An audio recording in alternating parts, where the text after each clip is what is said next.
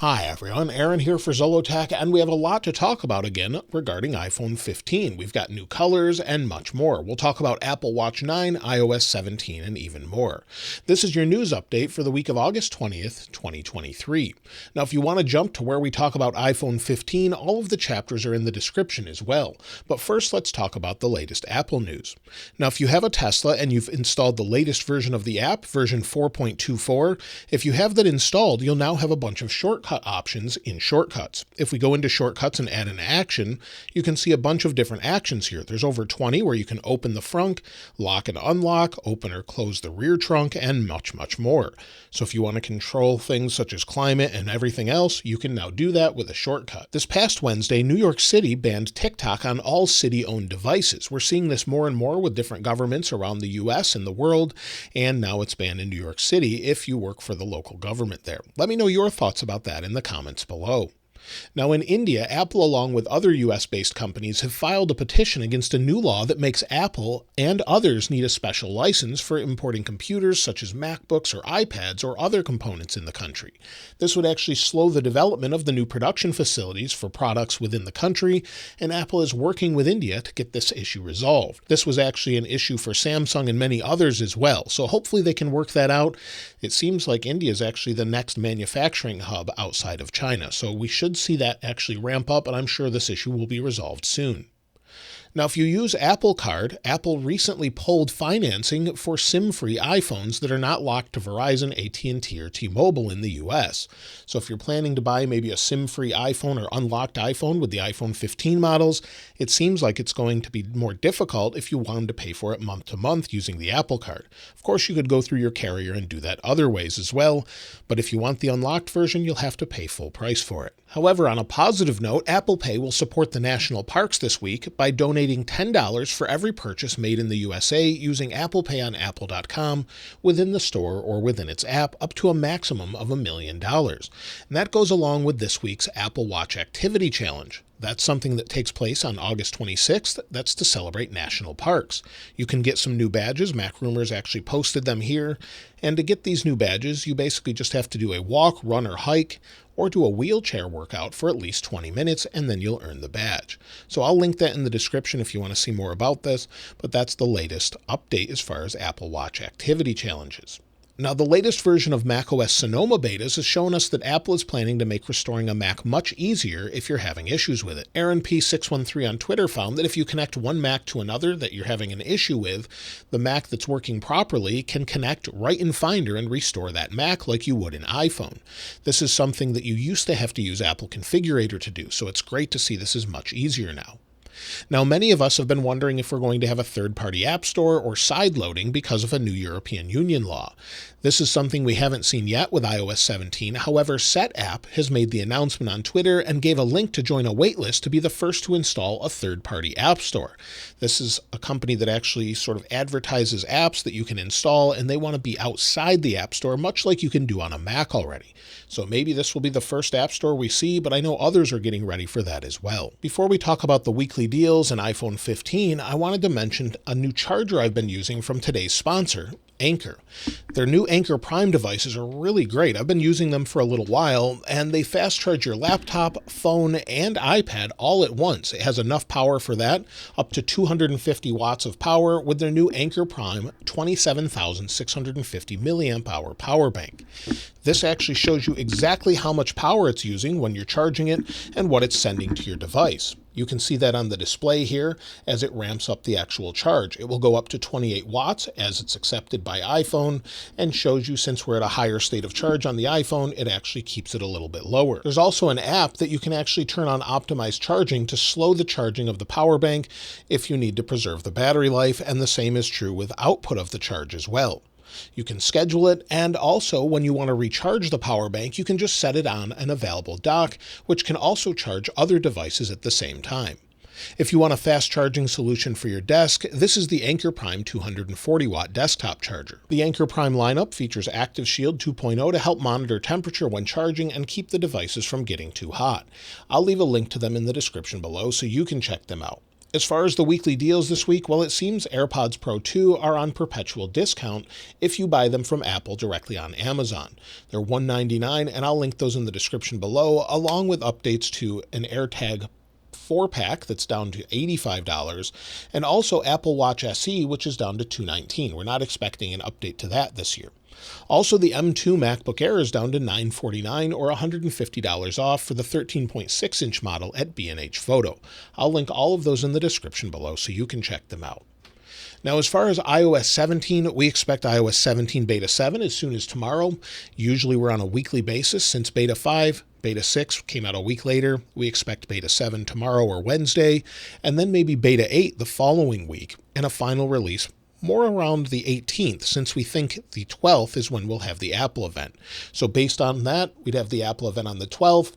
We'd actually have the iPhone 15 pre-order on the 15th, and then the release of all the latest software on the 18th, with a release of the iPhone 15 on the 22nd. Now, they could stagger this like they have in years past, and we could see them change that up. Also, iOS 16.7 release candidate could be any day, could be early September, or we may not get it at all, but it seems likely. It doesn't seem like we're going to get an iOS 16.6.1, but we never know. Apple could release that at some point to fix a few bugs and security updates as well. When it comes to the iPhone 15, they're well underway as far as production goes, so we're hearing more and more about them. This year, we expect some new colors for both the Pro and non-Pro models. iPhone 15 and 15 Plus are expected to have midnight, starlight, green, yellow, pink, and product red as colors. Shrimp Apple Pro revealed the colors some time ago, and recently Unknowns21 on Twitter has said that there were 3 names for the new pink color that were considered: pink, blush gold, and rose gold. So those are the new colors we expect for the non-Pro lineup. The Pro lineup is expected to have either a dark red, however it seems like that more likely is a deep blue. Maybe we'll see a product red later on, but it seems like we're going to have deep blue, midnight silver, and gold. So we could see some changes last minute, but they're well underway as far as production. I'm thinking it's going to be a deep blue color. I would love to see a new red color as well. We're also expecting to see some new cables. And with the cables, we're expecting color-matched cables this year. We've seen that with the MacBook Air, like this one, the MagSafe to USB-C cable, and also the Mac Pro, where we have the black cable, where we have USB-C to Lightning. So we expect braided cables. This is according to Majin on Twitter and is backed up by others, and we expect them to match the new colors of the iPhone. Now, the iPhone 14 Pro Max and the Pro Max name has been around for quite some time. This is actually expected to possibly change according to Mark Gurman and Ming-Chi Kuo. There's not a 100% guarantee, but given that we have Apple Watch Ultra, we could see iPhone 15 Ultra instead of the Pro Max name. That would make a lot of sense. If they are making the frame out of titanium, it could now be the Ultra with all the upgrades. So that seems to make a lot of sense. We also know that Apple's planning to switch to USB-C finally on the models. We expect that on the bottom. We've seen some of the actual internals of this, and the latest benefit could result in up to 35-watt charging. This is according to a source given to 9to5Mac. Technically, an iPhone can charge at about 28 watts, but this could improve charging overall. Also, the iPhone 15 USB-C ports have shown up, and I showed them last week or so, and according to Charger Lab, some of those ports may be Thunderbolt ports as well. This would allow for even faster data transfer. So maybe you've recorded a lot of ProRes footage, you could offload that incredibly fast from your iPhone 15 Ultra or 15 Pro Max, whatever it's called, get that off onto your Mac or iPad and edit that fully. It'd be a very fast way to do that. The iPhone 15 case lineup is also expected to be a little bit different this year, where Apple is said to be getting rid of the leather cases. Now, they may switch over to vegan leather or maybe only offer them on the Pro models, but it seems they're not going to have a true leather option like we have on the iPhone 8 Plus here. So that's something we could see go away this year, and maybe it has to do with sales, also, of course, sustainability and much more. So that's something we could expect to be a little different this year. And as we get close to the launch of the iPhones, there's always new devices found in the registry databases around the world. iPhone 15 was recently identified in an India regulatory database found on My Smart Price. That website actually shows that the devices exist, and of course we expect that as they're well underway. And since production has actually started in India on iPhone 15 models, that regulatory database listing may need to be there. And this is the first time that we're seeing new iPhone models that have been made outside of China before Apple actually announced it. So they're being made in India and China this year.